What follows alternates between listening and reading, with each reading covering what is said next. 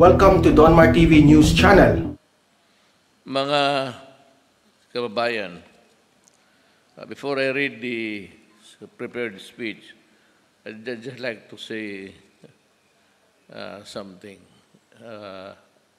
from my heart.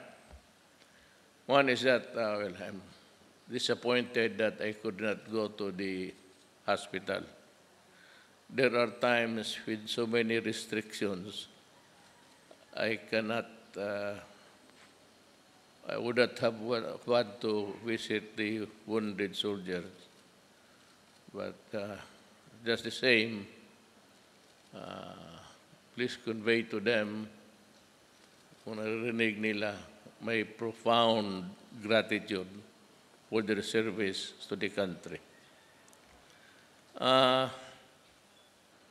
To you, the men of the Armed Forces of the Philippines, I would like to tell you that I am here not really to protect wrongdoings.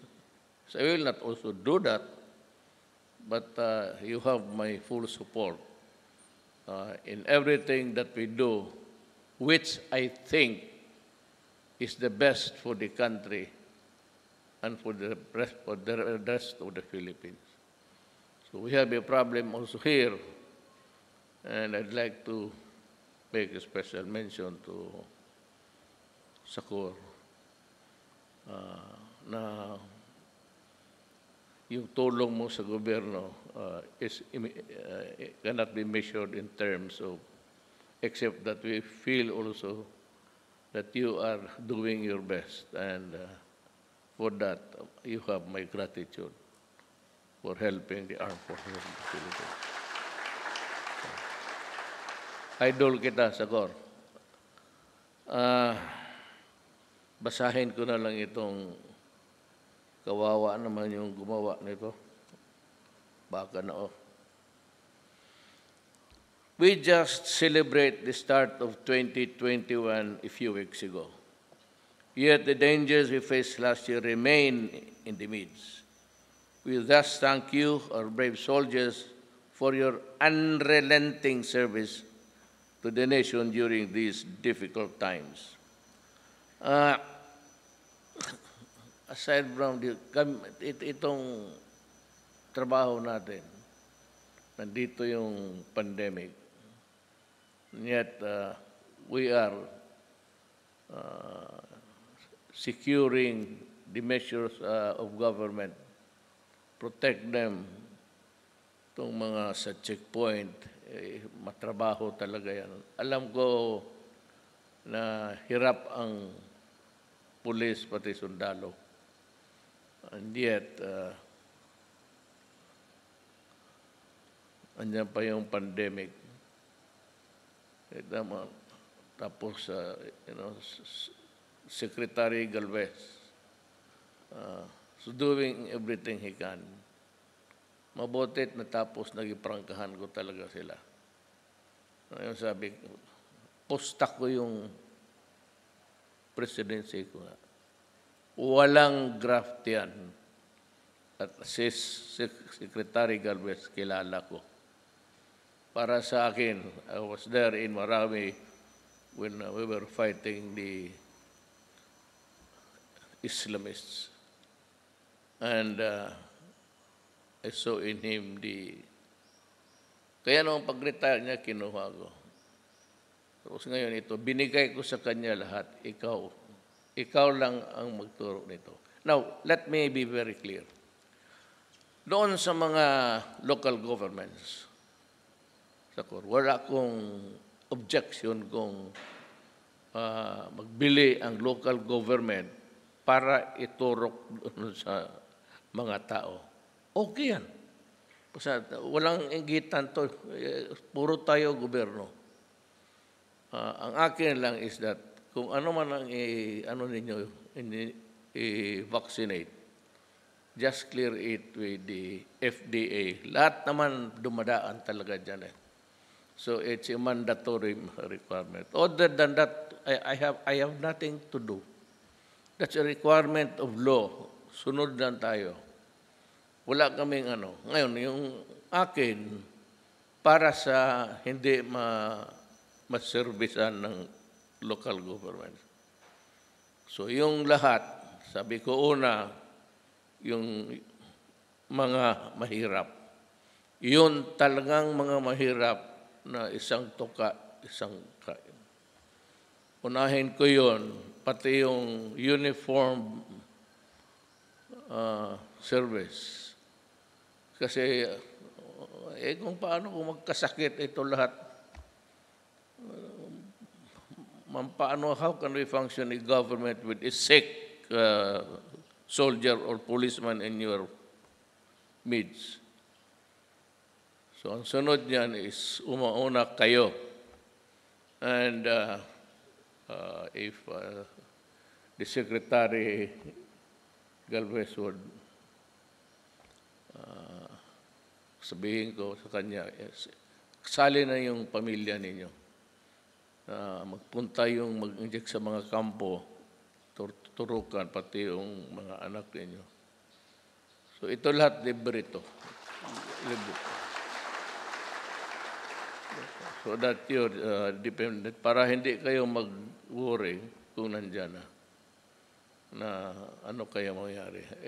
Ano ito, this is a very vicious microbe. Tsaka kaming lahat na karamihan sa mga kaklase ko, sa kabats ko, classmate ko, 4 ang patay. Kasi matanda na. Kaya rin ako takot, baka kasali na ako doon sa mag-expire sa aming class 72 sa College of Law. Namamatay, diretso. So, yan ang pasensya na kayo. I have to inject something. To this day, terrorism and insurgency continue to plague our land, disrupting public order in the middle of pandemic. They're taking advantage of the situation. Recently, many among your ranks offered their lives for our country. On behalf of a grateful nation, I convey my most profound sympathies to their grieving families, for they are the ones who made the ultimate sacrifice in the name of peace. For that, we will forever be grateful. Sabi ko na nga, wherever I go, police o military, do not ever worry na yung anak ninyo. Ako ganoon rin eh. Lumilipad ako, I go everywhere. Pumupunta rin ako ng kampo. I travel dyan sa untrodden, hindi ginagamit na daan, just to fulfill a duty as a president, to be with the people. Trabaho ko yan. At saka hindi naman ako babalik na. So, binigay ko na, I'm walking the extra mile to show to the people na mga gobyerno nandyan at hindi sila iwanan. The year ahead will bring our military many opportunities and challenges.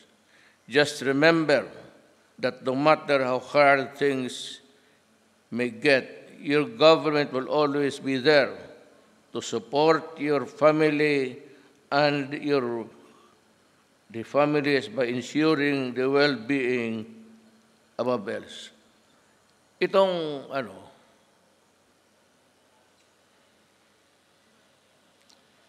bilo na, pati yung veterans, may 50 million each yan. Ginawa ko yan. Noon ewan ko, PGH, nibigyan ko 100 million a month yan. Yung 50 million sa bilo na, pati 50 million sa veteran. Malaking bagay na yan. Pati yung dito sa dito yung hospitals, allied hospitals. Ninyo, binibigyan ko pati yung below na. Di maisa pa, but I'm just waiting. I will buy it. Alam mo, papunta ko doon. Magsalita ako. Alam mo, sa court tayo, hindi naman tayo either way, it's a pretended, kung nagpipretend tayo mga elected officials o galing sa puso yung serbisyo mo, punta ako doon. Paglabas ko, mga bata, nasabi, Mayor naman talaga ang tawag sa akin. Mayor. So lumapit ako. Sabi ko, sino ito? Kayo, sino? Tinanong ko yung mga matatanda. Anak ito ng mga sundalo. Diyan sa Zamboanga. Tapos yung isa, may gustong lumapit sa akin. Karga-karga siya. Papa. Ang bata na may gulo tapos nagsisigawan. Tapos nakatingin sila sa akin. Yung iba lumalapit. Siya naman, Papa.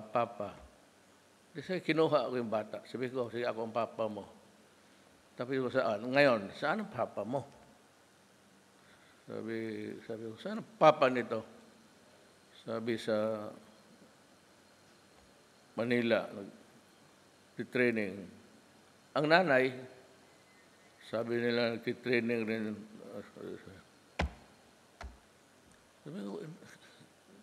Sabi ko kay Delphine, yung mag-asawa, kung maaari, may isa talagang ma-assign dyan sa lugar. Even isa lang. Huwag na masyado yung sundalo. Pati yung babae, sundalo, sabi ko. At least sa mag-asawa, may isa talaga na malapit.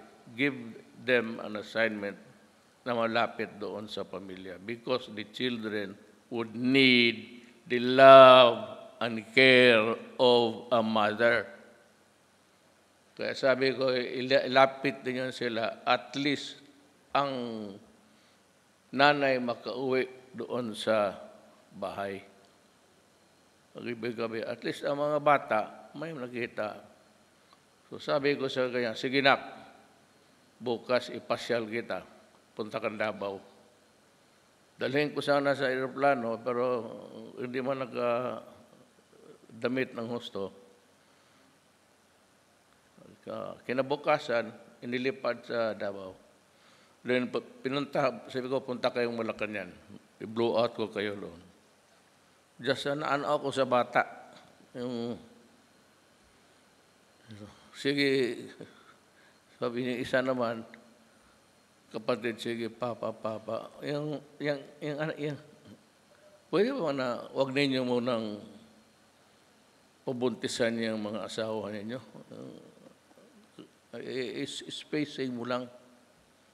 Pero at least ang sinabi ko, the solution there is, it would be the mother who should be assigned nearest para makauwi at makita ng mga bata ang nanay niya.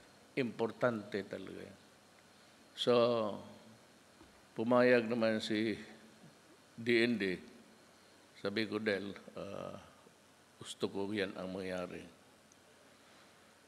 Today, I am deeply honored to join you on recognizing the extraordinary heroism of the officers and enlisted personnel of the Armed Forces of the Philippines who showed exemplary heroism in face of danger. Nga pala yung baril ninyo na nakuha, inyo na yan ha, hindi issue yan. That's yours. Glock yan, pati yung 45. Yung aking Glock. Maganda ang Glock kasi maintenance free. Tapon mo yan dyan ako yung may isa akong baril na sa kotse. Dyan lang sa ilalim ng rubber mat. Ilalagay ko yung kotse Glock. Wala akong problema. No rust, no nothing. Kukunti lang. At saka huwag mong Yung ano lang, yung gawa kayo ng, kuha kayo ng dropper sa mata. Maski yan na lang. Anything that has to do with suction. Ang ano niyan is, wala kayong CNN dito, sa internet. Wala, hindi maabot. O doon sa guns, on how to, marami dyan sa, ano kayo, doon naturuan kayo kung paano. Simple lang, small drops of oil. Huwag mong, or if you really want, kaya yung 45, you have to oil it but wipe dry hanggang wala nang. Pero yung Glock na nabigay, maganda yan. Rekomendado ko yan. Ano nga pala yan? They will be conferred with the order of Lapu-Lapu with the rank of Kamagi, which I hope will further inspire the rest of our men and women in the AFP to continue serving our country no matter the cost. Hindi ako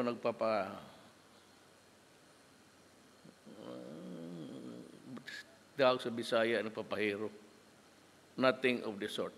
I am just also a government worker like you. Lahat naman tayo. Let me take this opportunity to commend the brave men and women of the Joint Force Task Force Sulu and the 11th Infantry Division for their recent gains against the Abu Sayyaf group. Your determination has greatly reduced their strength in the past year.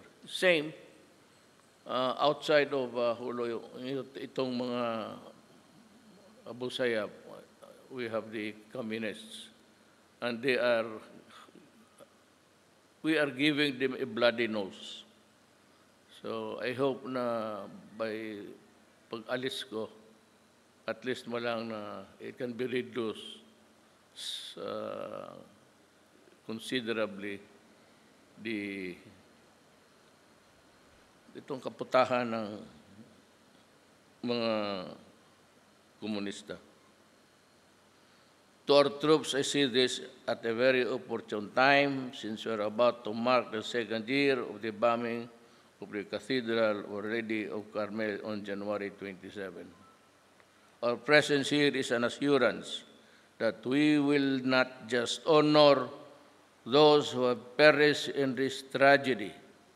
We will also do everything in our power to prevent similar acts of cowardice and violence so that our people will never experience them again.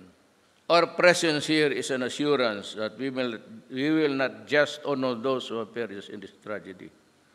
We will also do everything within our power to prevent similar acts of violence in this country.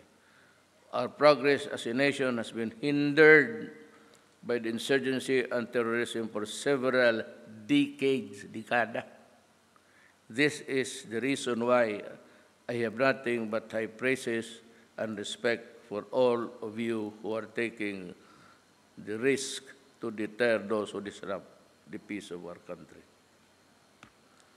As we march onwards this new year, I am hopeful that we will continue to eliminate these terrorist groups in Sulu for good. With your support, I remain confident that we will prevail over the challenges that confront us. Be assured that the entire Filipino people is behind you as you secure genuine and lasting change for our motherland. Ako talaga, mahal ko ang bayan ko. Ganito lang ako, mahal ko talaga ang bayan ko. Kaya kung bayan ang pag-usapan, kapakanan ng bayan, and to everybody, to the communists, to the Abu Sayyaf, di ako pwede dyan. I will not compromise. Kaya yan si Season, noon, sabi ko, mag-uwi ka. ngayon, I'm not in the mood of welcoming him home. So, tapos na yung tatlo lang, ituloy na lang natin. Maraming salamat at mabuhay kayong lahat.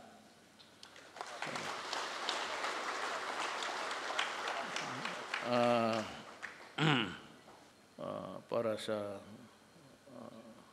mga NPA, talagang galit ako dyan sa kanila. Galit na galit talaga ako. Marami yan silang pinatay.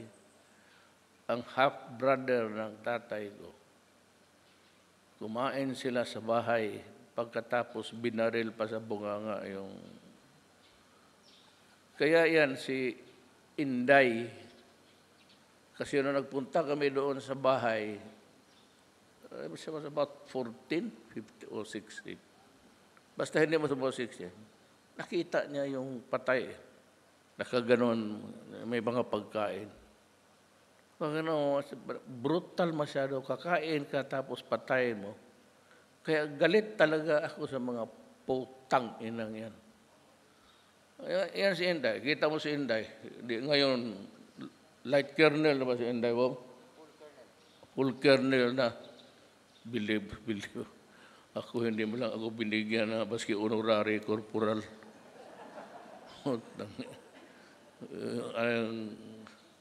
Yun ang mas matindi yan.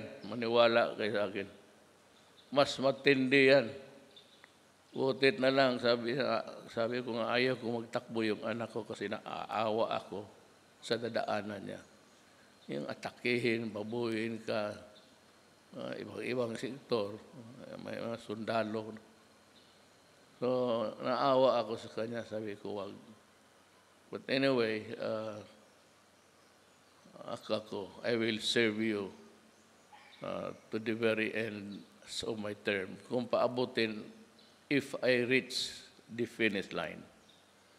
Pero itong, may nagpiplano akong dagdag. Mag-usap tayo dahil kasi yung sana bilhin natin sa yung bili pa ako ng akong project ako ng ilang itong sa yung marami pa ba yung Huey na yan? Naiwan. Hindi, palitan ko na sana. Wala na, maano na talaga yan. Luma na. Baski na sabihin mo, maintenance, The theory kasi, theory pilot. So I used to fly once. Nung bata ako, lumilipad ako. The theory is an airplane can fly forever. But, theory lang yan, with good maintenance, kung maintain mo yung makina. Pero baski yung mga piloto dito, yung every time i-pressurize na yung aeroplano. Yung aeroplano nagaburot yan, nag-expand yan ng kunti. Tapos ganun, every time mag-take off pressure, tapos i-decompress. Isa yung minsan sumasabog. Minsan talaga yung tignan ko kung pagka makabili ako ng ilan para pangpalit dyan sa UV na yan. Kabili siguro ako ng mga 6-7, okay na yung pampalit sa yung heavy cargo. Meron kasi doon deal. Hindi lang natuloy. Tatanungin ko si... Hindi naman ako... well, anyway, that is my next project. Bibili ako ng mga helicopter para sa mga hospital. Sayang ang buhay.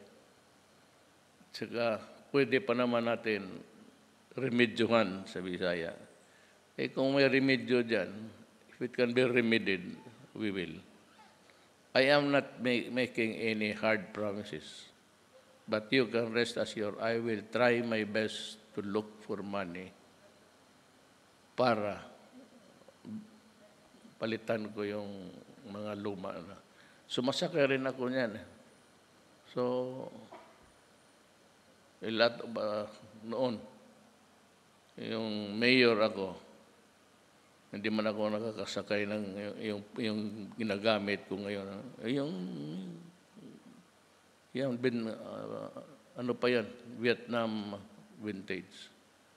But anyway, these are all things screwing my mind. Kasi yung recent crash, masaktan ka talaga. Kung wala kang connection sa gobyerno, okay lang. But kagaya ko, ako yung parang administrador ng bayan, tapos gano'n ang nangyari. Masakit para sa akin. You just don't know the pain that I suffer every time. Yung tanongin mo sa bubong, pagdating ko ng brief, gabi-gabi, yung journal, anong pangyari for the day. Ang una kong binibigay ni Bong Pronto, tingnan ko ilang sundalo ang namatay ngayon. Then, wala na, sira na ang, magkain ako, okay lang. Kung hindi pa ako nakakain, sira na. Wala na akong gana. Sabagay, hindi naman ako pumapayat, pero it louses up the day for me. So, rest assured, soldiers of the Republic, I really love you. And I love the way that you are serving the country. And in return, I also, minamahal ko kayo at maghanap ako ng paraan sa helicopter na yan. Maraming salamat po.